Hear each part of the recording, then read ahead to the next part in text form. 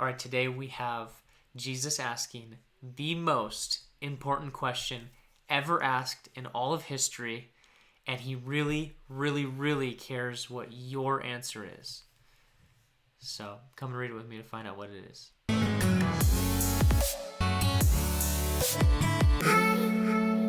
Hey everybody, welcome to Bibletime. Craig here. I am so pumped to be with you today because we're reading in Matthew chapter 16, starting in verse 13 is, I guess one of my favorite passages, but not in the traditional sense.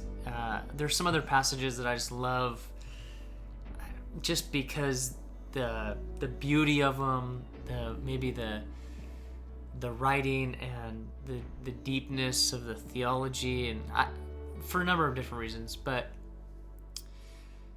I would say this passage is not necessarily like deep in the same sense that you would normally consider, but it actually is very deep. And put it like this, I think that the content that we're covering today is amongst the most important content, the most important information, and the most important question ever asked. And so I'm excited. I really want to encourage you to grab a Bible if you have one, and a pen that you would underline and write and take notes right along with me. This is not about me, what I can teach you. It's just about us sort of digging for gold from the scriptures that we might grow in our affection and our love and our relationship with Jesus. And we let that turn into obedience and commitment to him. So let's go ahead and jump right in. It says this: Now when Jesus came to the district of Caesarea Philippi, he asked his disciples. He's going to ask a question here, but I want to point out where he's at real quick. The district of Caesarea Philippi is actually, I don't even believe that it's in Israel. I think that it's just outside Israel, and it would be the furthest northeast corner of kind of Israel proper, and it's Roman territory up here.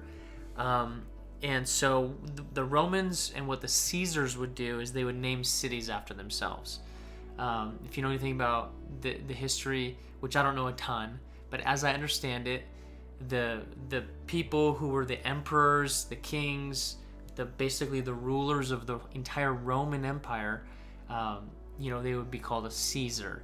And some of them, or all of them, would sometimes even kind of believe that they were gods and try and get other people to treat them like they're gods. And so this city gets its name from Caesar and from Philip. And so it's sort of this combination, but it's in many ways sort of an entire city that's a declaration of this ruler's magnificence and even, as it were, his deity.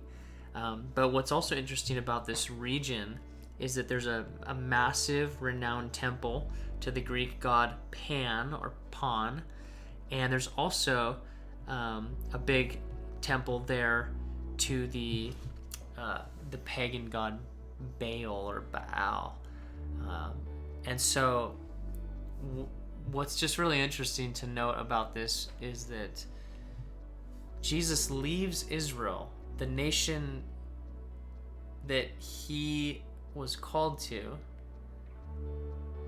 that he's existing to. He just said to the lady a couple verses ago, hey, I came for the house of Israel.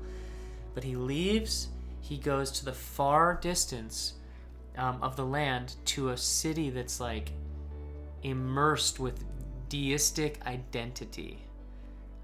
All of these different gods, as it were, vying for people's attention and affection. And it's in this place that he asks this question. And by the way, this is the first time that he's ever asked this question. He asked his disciples, who do people say the Son of Man is? Okay, so here's the question. This term right here, we've talked about this before, the Son of Man. That's a term that he uses to refer to himself. Kind of gets its roots from the book of Daniel, and But anyway, it's a messianic term, and he oftentimes speaks about himself in the third person with this term. And so he's asking, who does everybody out there say that I am? So he's asking just his disciples what everybody's saying about him, and this is the first time he's asked a question of his identity. All of this time, in this gospel, 15 chapters in, don't know if that was a year, 2 years, I don't know, but quite a bit of time, quite a bit of things have happened. All of the miracles, all of the healing, all of the multiplication of food, and all of this stuff. And apparently he's never had a direct conversation with these guys about who he is. And he never asked, who do you think I am, really? It's crazy. So he starts off with this question, who does everybody out there say that I am? Check out these answers. And they said, some say you're John the Baptist, others say Elijah, and others Jeremiah or one of the prophets. These answers are crazy. So check this out. John the Baptist is Jesus' cousin, who's presumably 6 months older than him, and we already know that he got his head cut off. So, okay, so you're saying that people think that I'm my dead cousin. Okay, that's a unique answer, but what else? Oh, some people think that I'm Elijah. So, like, Elijah who lived like 700 or however many years before?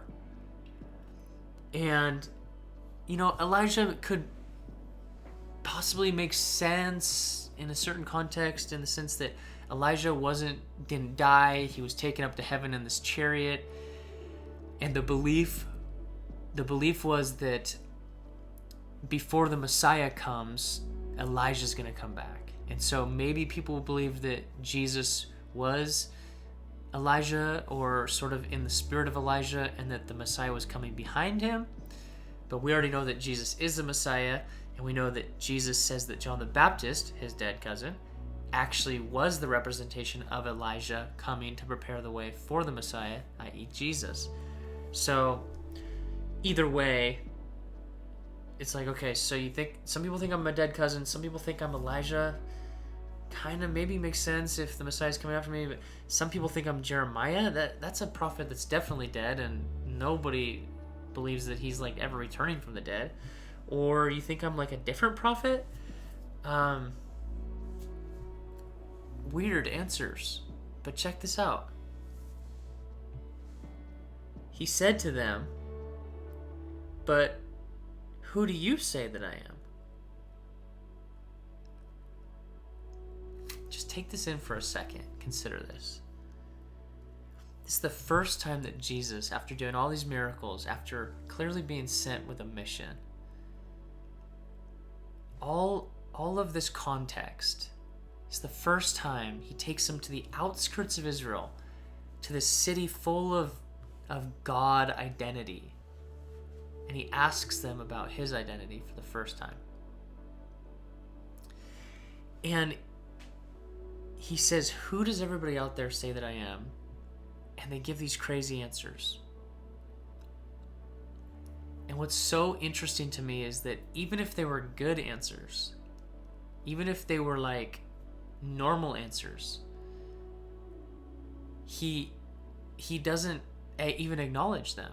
He doesn't acknowledge them at all. Like, these are insane answers. Like, he should be like, wait, seriously? Like,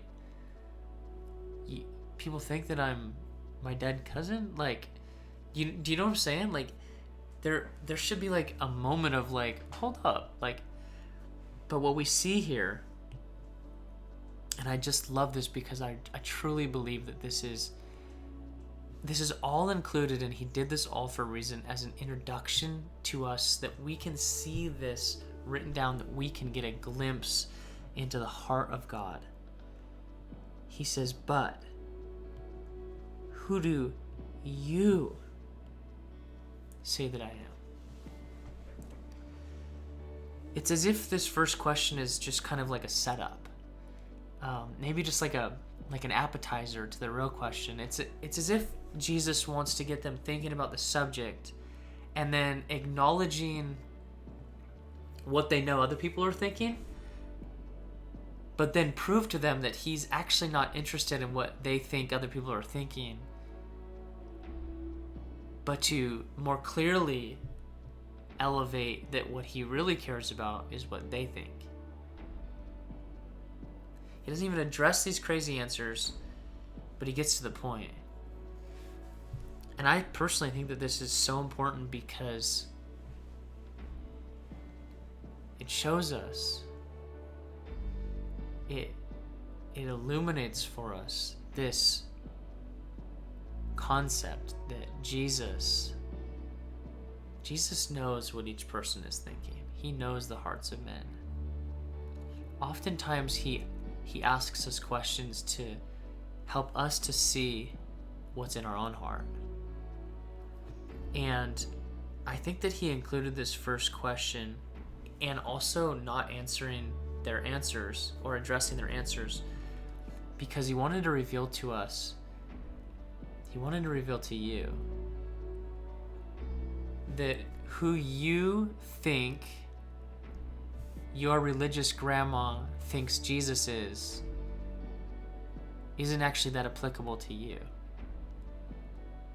And Jesus isn't actually that interested in who you think your pastor thinks he is, or who you think your family members think he is, or who you think your friends think he is. That he's actually not really concerned for your sake of who you think other people think that he is. Media, Hollywood, politics, like who you think other people believe that God is or who Jesus is actually has nothing to do with you. What Jesus wants to know is, who do you think that he is?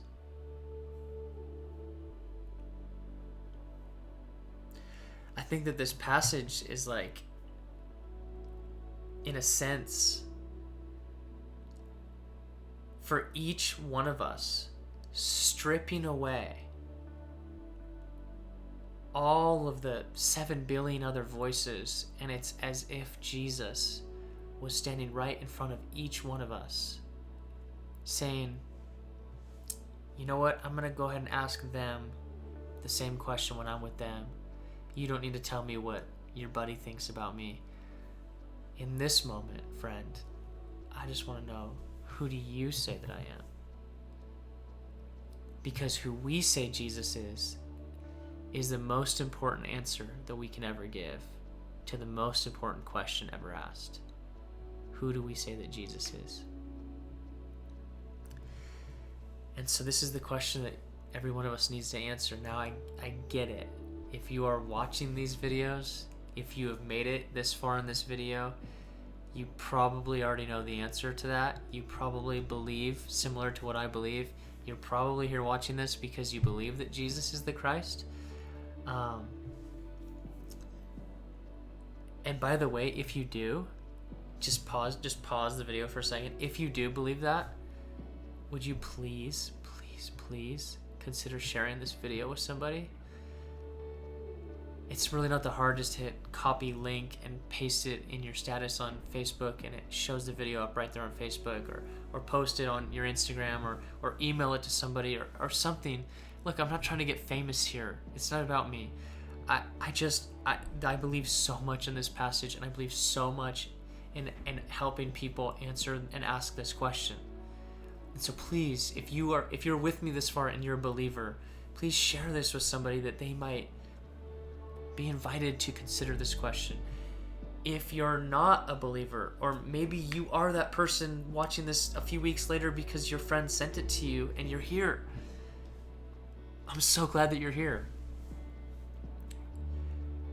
This is the most important question ever asked. Who do you say Jesus is? And can I just introduce you to a thought in closing that C.S. Lewis coined?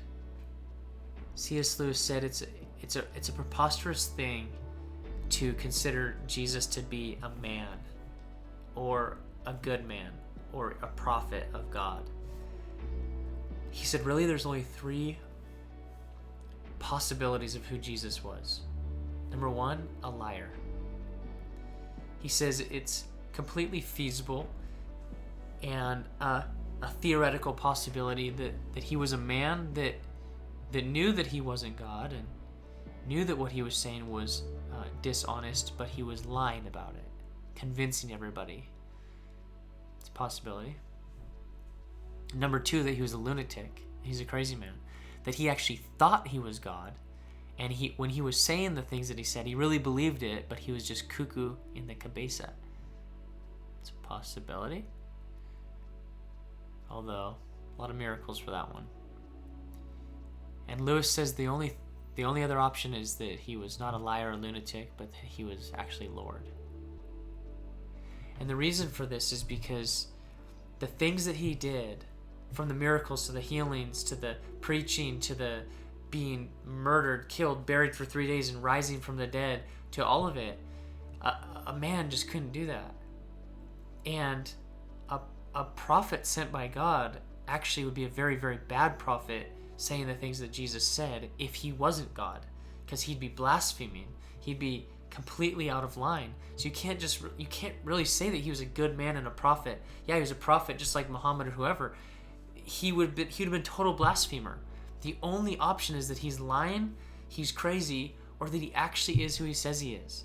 Because the things that he did and the things that he declared are uncategorically different than anybody else in history.